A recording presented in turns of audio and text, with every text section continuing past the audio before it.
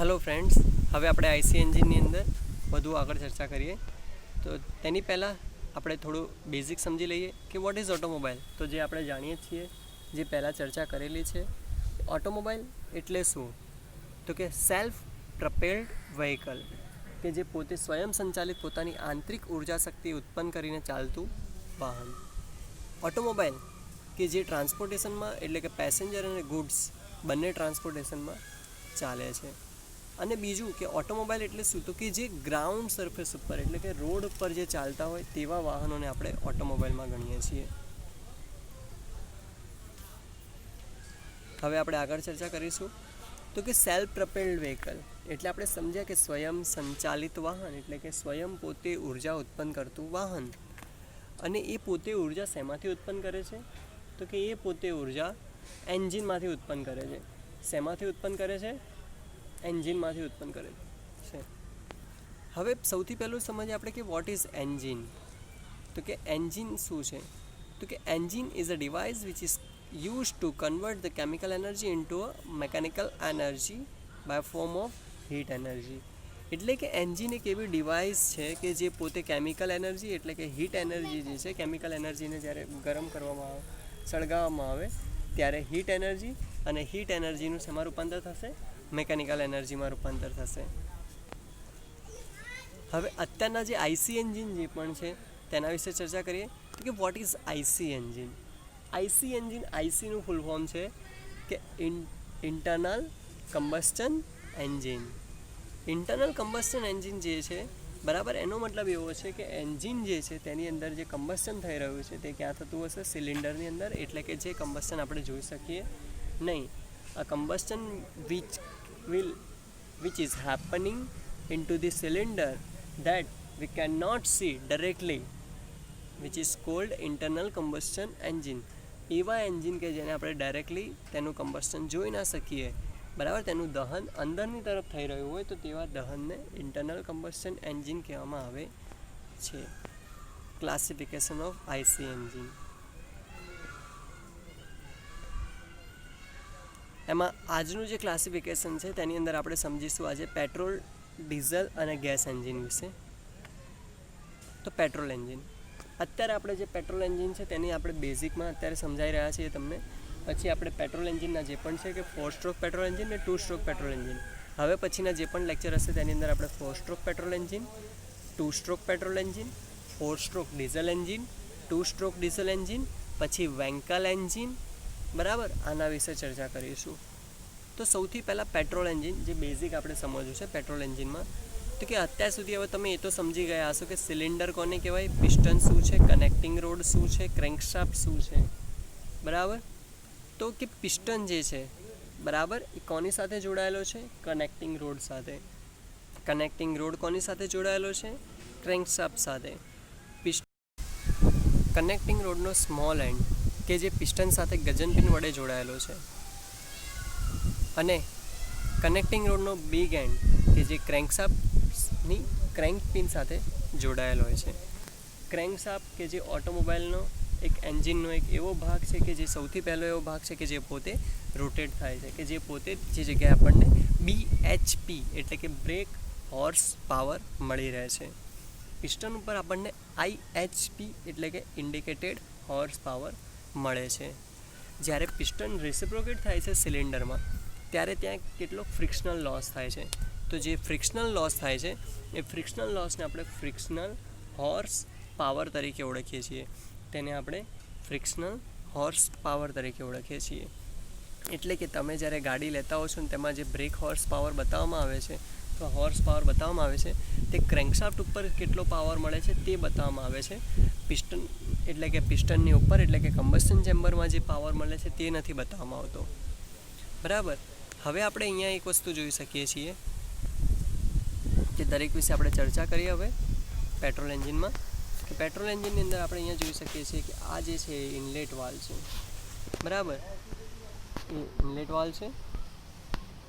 અહીંયા જે છે એ એક્ઝોસ્ટ વાલ્વ છે, એ બાજુ જે છે એ એક્ઝોસ્ટ વાલ્વ છે. અહીંયા તમે જોઈ શકો છો એક્ઝોસ્ટ વાલ્વ એટલે કે આ એક્ઝોસ્ટ વાલ્વ છે, આ ઇનલેટ વાલ્વ છે, બરાબર. હવે અહીંયા તમે ધ્યાનથી જોશો તો ઇનલેટ વાલ્વ ઓપન છે અને એક્ઝોસ્ટ વાલ્વ ક્લોઝ છે, અને બંને વાલ્વની વચ્ચે શું આપેલો છે? સ્પાર્ક પ્લગ આપેલો છે. બંને વાલ્વની વચ્ચે શું આપેલો છે? સ્પાર્ક પ્લગ આપેલો છે. કારણ કે પેટ્રોલ એન્જિન છે, સ્પાર્ક પ્લગ ફક્ત પેટ્રોલ એન્જિનમાં જોવા મળે છે, સ્પાર્ક પ્લગ ડીઝલ એન્જિનમાં હોતા નથી. હવે વાત કરીએ આગળ કે ઇનલેટ વાલ્વનું કામ શું છે. તો કે ઇનલેટ વાલ્વનું પેટ્રોલ એન્જિનમાં કામ શું છે? તો કે એર અને ફ્યુલ મિક્સચરને સિલિન્ડરમાં દાખલ કરવું. જ્યારે એક્ઝોસ્ટ વાલ્વનું કામ શું છે? તો કે સિલિન્ડરની અંદર દહન થયેલ વાયુ જે છે તેને સિલિન્ડરમાંથી બહાર કાઢવા. તે એક્ઝોસ્ટ વાલ્વનું કાર્ય છે. હવે અહીંયા તમે જોઈ શકો છો કે જે કનેક્ટિંગ રોડ છે તેને કયા નામથી અહીંયા લખેલો છે? Piston road. એટલે આમાં તમારે કન્ફ્યુઝ થવાની જરૂર નથી કે આ પિસ્ટન રોડ એટલે શું. પિસ્ટન રોડ એટલે કનેક્ટિંગ રોડ, બરાબર. અને અહીંયા જે વ્હીલ લખ્યું છે તેનો મતલબ છે ફ્લાયવ્હીલ. જે ફ્લાયવ્હીલ વિશે પણ આપણે પહેલાં ચર્ચા કરેલી છે. કે ફ્લાયવ્હીલ એટલે શું? તો કે ફ્લાયવ્હીલ એ ઓટોમોબાઈલનો એક એવો ભાગ છે કે જે પાવર સ્ટ્રોક દરમિયાન ઉર્જાનો સંગ્રહ કરે છે અને સક્શન, કોમ્પ્રેશન અને એક્ઝોસ્ટ સ્ટ્રોક દરમિયાન ઉર્જાને રિલીઝ કરે છે, એનર્જીને રિલીઝ કરે છે, જેના કારણે એન્જિન બેલેન્સ પણ થઈ શકે અને દરેક સ્ટ્રોક દરમિયાન પૂરતો પાવર મળી રહે. હવે અહીંયા જ્યારે આપણે ઇનલેટ વાલ્વ ખુલ્લો છે તે સમયે આપણે જોઈ શકીએ છીએ કે અહીંયા લખ્યું છે petrol vapour and air mixture. એટલે કે પેટ્રોલ જે છે એ સિલિન્ડરમાં જ્યારે દાખલ થતું હોય છે તે સમયે પેટ્રોલ પોતે લિક્વિડ અવસ્થામાં દાખલ નથી થતું, પરંતુ વેપર અવસ્થા. વેપર એટલે શું? તો કે જ્યારે પાણીને આપણે ગરમ કરીએ ત્યારે તેની વરાળ કેવી બને છે, તેવી રીતે પેટ્રોલ પણ થોડુંક ગરમ થાય, બરાબર, જેના કારણે એની શું બની જાય છે? વેપર બની જાય છે. એટલે કે આ પોતે વરાળ સ્વરૂપે અંદર દાખલ થાય છે, પેટ્રોલ વેપર અને એર મિક્સચર, બરાબર. હા, હવે પેટ્રોલ વેપર અને એર મિક્સચર આ બંનેને મિશ્ર કરવાનું કાર્ય કોનું છે? તો આ બંનેને મિશ્ર કરવાનું કાર્ય કાર્બોરેટરનું છે, બરાબર. આ વાતને ધ્યાનમાં લેવી કે પેટ્રોલ અને એર બંનેને મિશ્ર કરવાનું કાર્ય કોનું છે? તો કે કાર્બોરેટરનું છે.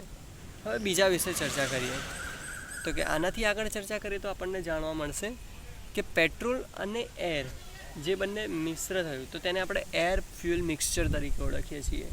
એટલે કે પેટ્રોલ એન્જિનની અંદર એર ફ્યુલ મિક્સચર દાખલ થાય છે. પેટ્રોલ એન્જિનમાં શું દાખલ થાય છે? એર ફ્યુલ મિક્સચર, બરાબર. હા, હવે એ જ્યારે પેટ્રોલ એન્જિનમાં એર અને ફ્યુલ મિક્સચર દાખલ થાય છે ત્યારે કયો વાલ્વ ખુલ્લો રહેશે? ઇનલેટ વાલ્વ ખુલ્લો રહેશે. કયો વાલ્વ ખુલ્લો રહેશે? Inlet valve. અને એક્ઝોસ્ટ વાલ્વ શું રહેશે? બંધ રહેશે. એનો મતલબ એવો છે કે જ્યારે આ જે છે કે ઇનલેટ વાલ્વ ખુલ્લો રહેશે ત્યારે એર ફ્યુલ મિક્સચર જે છે, એર ફ્યુલ એટલે શું? તો કે એર એટલે હવા અને ફ્યુલ એટલે પેટ્રોલ. આ બંનેનું જે મિક્સચર છે એ ઇનલેટ વાલ્વ મારફતે અંદર દાખલ થશે અને પિસ્ટન જે છે એ ક્યાંથી ક્યાં જાય છે? બરાબર, તો કે પિસ્ટન ટીડીસીથી બીડીસી તરફ જાય છે, બરાબર. આ સ્ટ્રોકને સક્શન સ્ટ્રોક કહેવામાં આવે છે.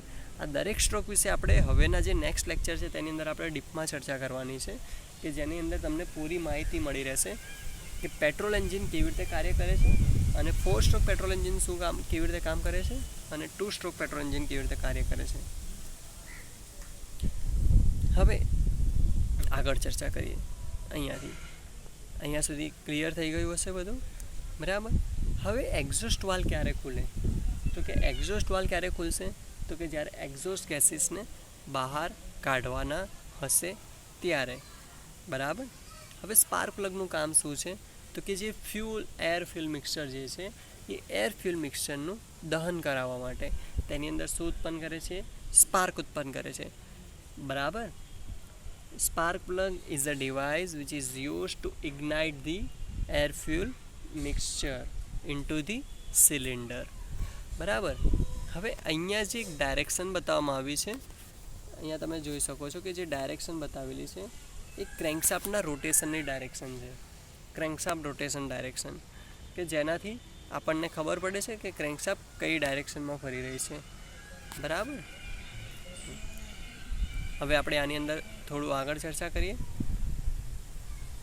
એટલે આપણે તમે અહીંયા જોઈ શકો છો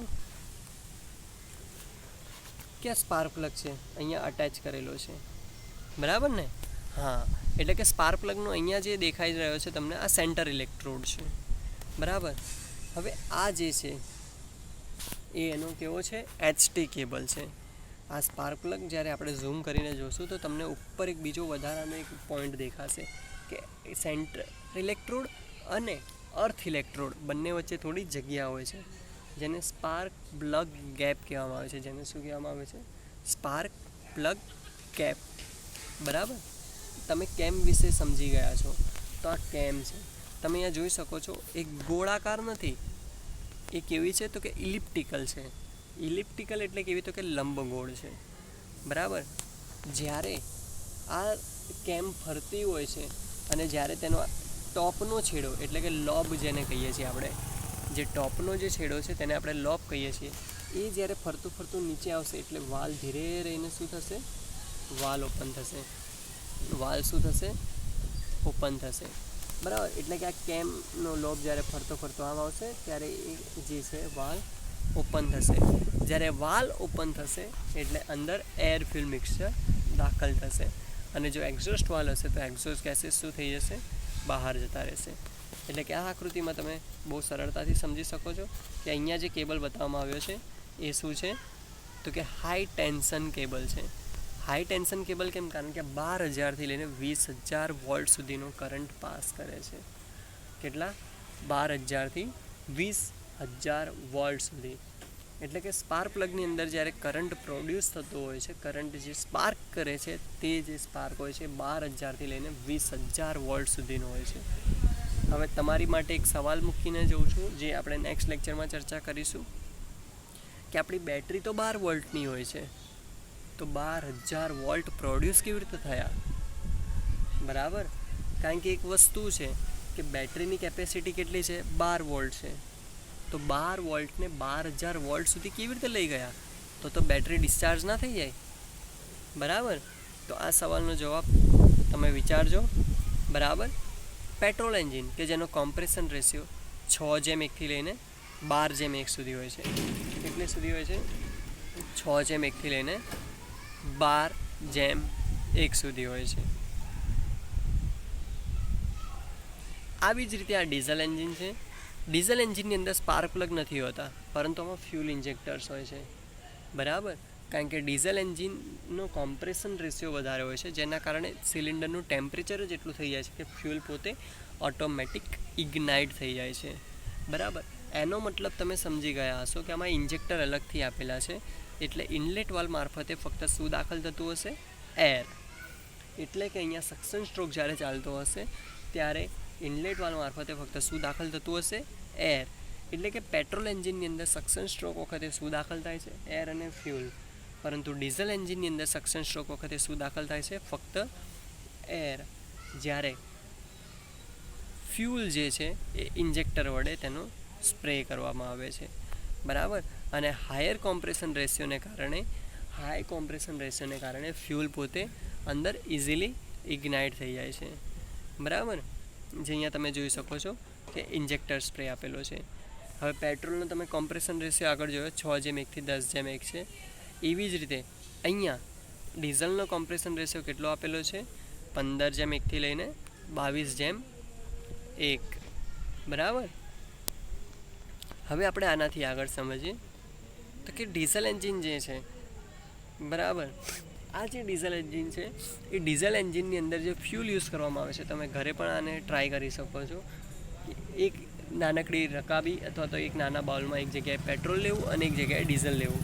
તમે દિવાસળીથી સળગાવશો તો પેટ્રોલ સળગી જશે, પરંતુ ડીઝલ સળગશે નહીં. આનાથી આપણે એક જસ્ટિફિકેશન ઉપર અથવા કન્ક્લુઝન તરફ આગળ વધી શકીએ છીએ કે ડીઝલ જે છે તેનું સેલ્ફ ઇગ્નિશન ટેમ્પરેચર એટલે કે એ જે છે એને એક ઊંચા તાપમાને લઈ જવું પડે છે. એ વાતાવરણ તાપમાને સળગી શકતું નથી. અત્યાર સુધી તમે સમજી ગયા હશો. હવે 4 stroke diesel engine, 2 stroke diesel engine, 4 stroke petrol engine અને 2 સ્ટ્રોક પેટ્રોલ એન્જિન, તેના વિશે ડીપમાં આપણે હવેના નેક્સ્ટ લેક્ચરમાં સમજીશું. Thank you.